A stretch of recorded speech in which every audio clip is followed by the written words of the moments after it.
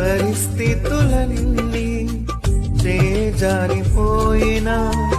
ఎంతగానో శ్రమపడినా ఫలితమే లేకున్నా అనుకున్నవన్నీ దూరమైపోయినా మంచి రోజులొస్తాయని నిరీక్షణ లేకున్నా మానది తలరాతని దిగులు పడకుమా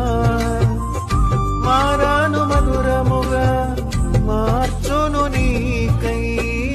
మారది తలరాతని దిగులు పడకుమా మారాను మధురముగా మార్చును నీకై